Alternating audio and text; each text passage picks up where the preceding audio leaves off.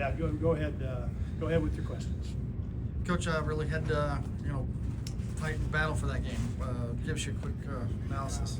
Yeah, we did. I thought Valpo played a good game, and they've played well. Right? I think you see a team's record at 500 or thereabouts. Right? And I think people get an idea like, well, okay. When you watch, we watch the teams on film, obviously, and Valpo has played well. He's put together a really good team, and they've been hard for most everybody to play against. So I knew coming in it was going to be a challenge. Leon gets 3 fouls in the first half, and with Max out and with RJ out, right? That just we're in a little bit of a tricky spot with those 2 guards out. Okay? And I give our guys a ton of credit. Tonight's game, Valpo kept coming, and we were able to answer. At St. Mary's, Oakland, UIC, we played those games without Max and without RJ, and I give our guys a lot of credit for a lot of it's showing up at the defensive end.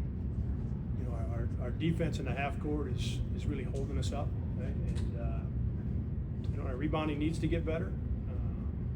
We got a really good offensive team, and we start clicking a little bit on offense. But right now, our half court defense is holding us up a little bit. Yeah, you talk about that a strange statistical game. You give up 15 offensive rebounds, but only 4 second chance points. Yeah. So you were, and they were 3 for 23, I think, from 3-point range. So there's some things, a lot of long rebounds, but when you did give up those things, you still made it difficult on them. Yeah, and I think some of those, when it's an open shot, you get a little bit lucky, right? And some of those turned into a half court possession again, and that's where I say our half court defense has really played well, and it's done a great job of keeping us in stretches of games. Right? We've got to get that cleaned up. There were a couple that bounced long, but I just I feel like we can do more, whether it's a longer rebound or it's not. Nelly, I just think we can do more in rebounding, and we've talked about it a lot with our guys. Right? They've heard it and watched it, seen it, and there's times where we do it well, right?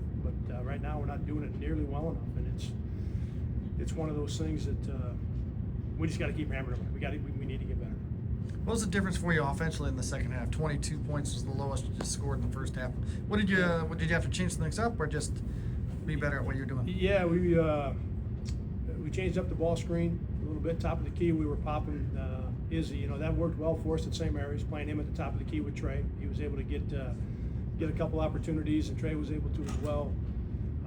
So that action is designed to have him stay at the top of the key. At halftime, we switched it and wanted to take advantage of their switching.